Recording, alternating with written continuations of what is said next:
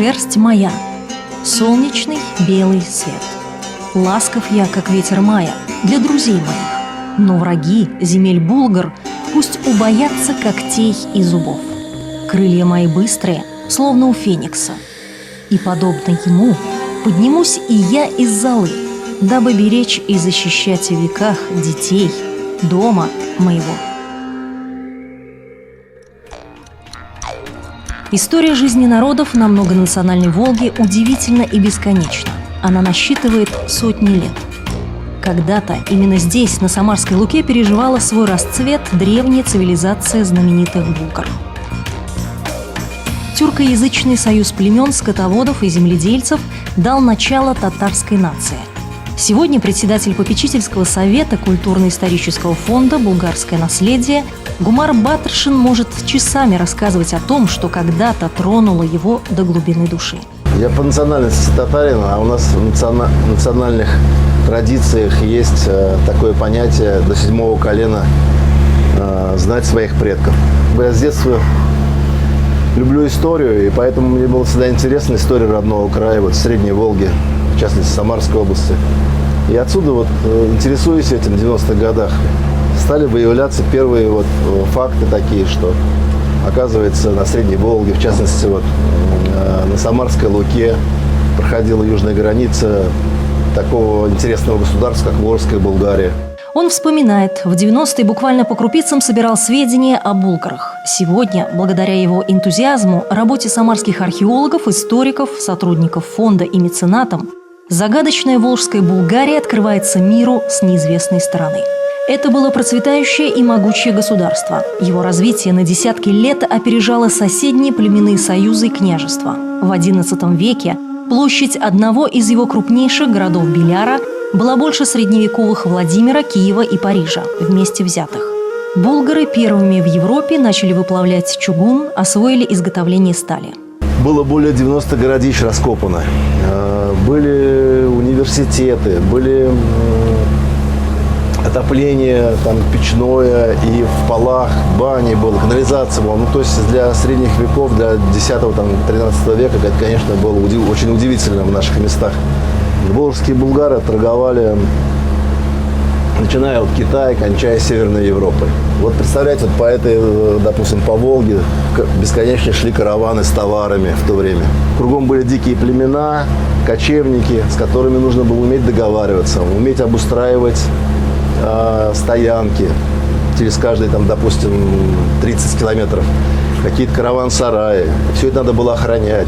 По данным историков, более 90% булгарского населения имели начальное образование. Еще за 70 лет до крещения Киевской Руси после переговоров с Багдадом Волжская Булгария приняла ислам. А с правой стороны мы видим Жигулевский заповедник, Самарскую Луку. Примерно по черте этого Самарской Луки, этого заповедника, и проходила южная граница волжских булгар государства. Понятно, что она постоянно менялась, но на картах, которые дошли до нас, везде примерно вот в этом месте проходит граница южная. На южной границе был один из самых крупных городов Волжской Булгарии, и он находился 12 километров отсюда, нет, километров 20, наверное, отсюда. Это село Валы, крупный город Волжской Булгарии, Муромский городок. Это название придумали местные жители, истинного названия не сохранилось. Они опережали свой век, использовали новые по тем временам технологии. Их трудолюбию и богатству завидовали соседние племена. Булгары подвергались частым набегам. Это самый большой и крупный город. Это единственный город, который имеется, средневековый город, который есть, вернее, который был в нашем регионе. Этот памятник содержит в себе в чистом виде слои домонгольского времени. Перед нами встает такая яркая картина жизни средневекового города, когда люди интенсивно занимались ремеслом, то есть разными производствами. Здесь и гончарное производство, где булгары были просто непревзойденными специалистами в эпоху Средневековья. И здесь мы видим развитое железоделательное производство. Как знать, где бы оказался современный экономический и политический центр Европы, если бы монголы не уничтожили Волжскую Булгарию? В 1236 году от прежде процветающих городов остались только камни.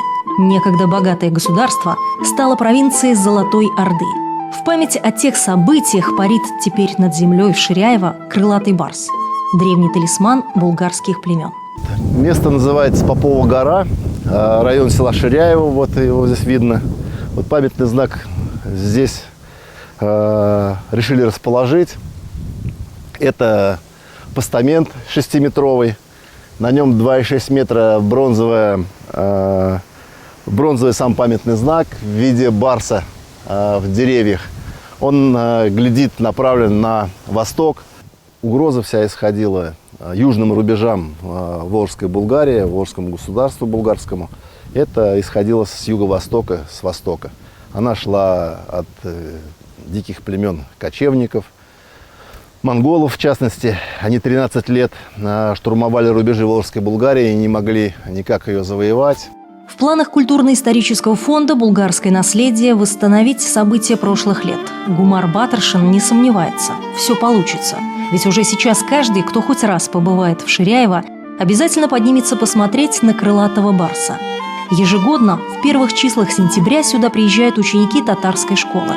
Прикоснуться к великой истории могут все желающие. Уже распахнула свои двери, построенная на средства меценатов и прихожан, мечеть «Булгарское наследие» в поселке Зубчининовка. В ближайших планах фонда создание музея под открытым небом, на территории, где когда-то возвышался Муромский городок и где сейчас ведутся раскопки. Здесь рады любому участию каждого, кому не безразлична история родного края. Возможно, в ближайшее время все-таки эта идея будет реализована. Почему это нужно? Это нужно, во-первых, для того, чтобы охранять памятники археологии и изучать их. Вот когда есть заповедник, когда есть музей, то это значит, памятник живет. Естественно, что такое большое дело, как создание заповедников и музеев, это прежде всего находится в ведении Министерства культуры и Самарской области, но если дальше смотреть, там Российской Федерации, вообще местных властей, региональных, вернее, властей, это, конечно, прежде всего вот та поддержка, тот интерес, который есть и будет, нужно его развивать и поддерживать уже всем людям, которые могли бы помочь.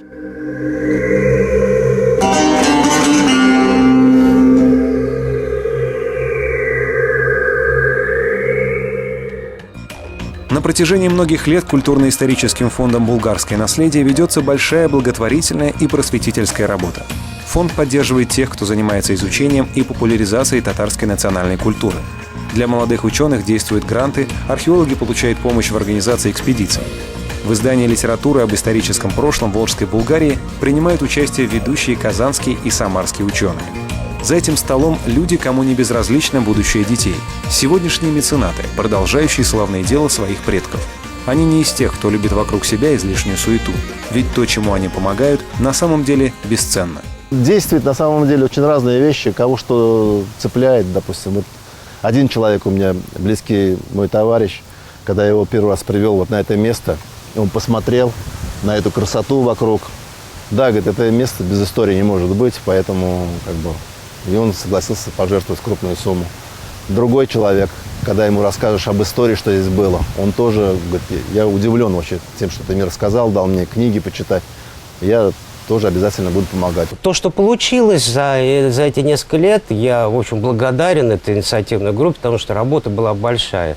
Памятник вообще культуры, российской культуры, он посвящен моим предкам, когда инициативные созидатели, вот им большое спасибо. И люди, которые это одобрили, люди, которые приняли участие, их много. И им это понравилось. Я люблю историю, я люблю свою родину и родину со всеми национальностями. Председатель Общественного совета при Духовном управлении мусульман Анвер Гарланов рассказывает, общественная работа – его долг и призвание. Ведь все это родом из детства. Сегодня он помогает фонду во многих проектах.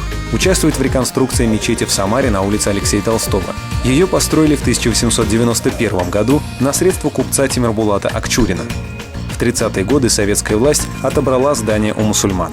На протяжении 70 лет в нем находились различные детские воспитательные учреждения. Мечеть вернули мусульманам только в 2002 году.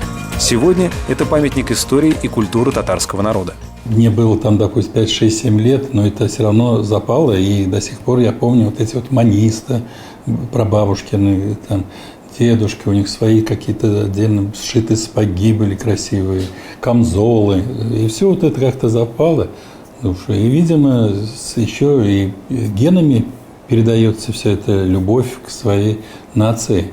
Для себя решил, да, надо помогать. Надо помогать, поднимать и духовность, поднимать, и чтобы не забыли и религию, ничто. Там существует, не существует, это второй вопрос. Но то, что от этого какая-то идет благодать, это определенно есть. Сегодня Анвер Имранович по праву может назвать себя успешным человеком. Отличная карьера, общественная работа, семья.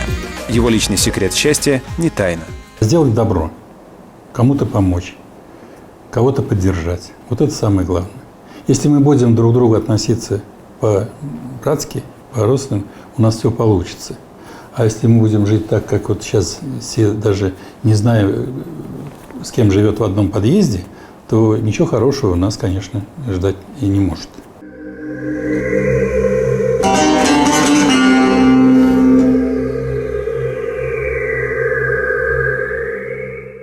Мусульманский ум мы даем скрыть вход в мечеть, ленточку отрезать. Takbir aytamiz, takbir aytamiz. Takbir. Allohu akbar. La ilaha illalloh. Allohu akbar. Перед началом священного для мусульман поста Рамадан в поселке Зубчининовка открывается мечеть. На торжественной церемонии десятки верующих. Новый храм вместимостью до 350 человек возводили 2 года. На строительство мечети ушло около 40 миллионов рублей. Из них 11 миллионов выделили из бюджета Самарской области. Оставшиеся деньги – средства культурно-исторического фонда, помощь меценатов и прихожан. Мечеть носит название «Булгарское наследие». И это не случайно. В 922 году в качестве государственной религии Волжской Булгарии уже был принят официально ислам. Булгары – это кто? Это те люди, которые самые северные мусульмане, то есть на самых холодных землях первые люди, которые добровольно приняли ислам, то есть послали письмо багдадскому халифу и тем самым пригласили оттуда учителей, преподавателей, которые обучали, то есть вот этих вот татар, как их сегодня называют, булгар, религии ислам. Сегодня сюда приходят люди разных национальностей. Самарская Зубчининовка – традиционный район проживания многих приезжих, трудовых мигрантов. Служители мечети уверяют, религия помогает смотреть на мир с добром. Всех не перечислить, даже очень много русских ребят, которые приходят сюда, вот, совершают молитву. Здесь проводим обряды бракосочетания, совершаем заупокойную молитву, именно речение, ведутся уроки. Бывают в жизни такие моменты, когда некоторые такие душевные состояния не расскажешь ни папе, ни маме, ни друзьям. А человек приходит сюда в мечеть, поворачивается в сторону Каабы, поднимает руки и рассказывает все, что у него наболело своему Творцу, и тем самым он и успокаивается духовно и получает ответ на свои мольбы от Всевышнего Создателя. В мечети проходят занятия. Здесь ведутся уроки по религии, истории. В молитвах имам обязательно напомнит молодежи о славном булгарском прошлом их предков. Сегодня на торжественной церемонии открытия много молодых людей. Каждый пришел по зову сердца. Вера плюс знакомство, круг общения, которому чужды вредные привычки, здоровый образ жизни, у которых активная жизненная позиция, интересы, с которым интересно общаться. Люди позитивные, все радуются жизни каждому моменту, пытаются ценить каждый момент своей жизни. И это очень радует и заряжает энергией. Когда ты приходишь с плохим настроением в такой круг людей, они в какой-то степени поднимают тебя и помогают смотреть на мир позитивно. Как спокойствие, облегчение, радость. Сейчас как обычно молодежь обращается, вот, вспоминает религию, Бога только тогда, когда у них что-то случилось или когда им трудно. И все, а потом все у них опять налаживается, и все они опять забывают. А так нельзя. Сегодня под контролем регионального духовного управления мусульман Самарской области находится более 90 приходов. Свыше 70 из них действующие. Остальные строятся либо готовятся к реконструкции. Для прихожан открытие нового религиозного храма – великая радость. Ведь ехать до соборной мечети далеко, а по канонам ислама молиться нужно 5 раз в день. Раз открытие, посмотреть я здесь не был. Вера обязательно должна. Мы все к Аллаху идем. И с каким, понимаете, этим, с какими заслугами.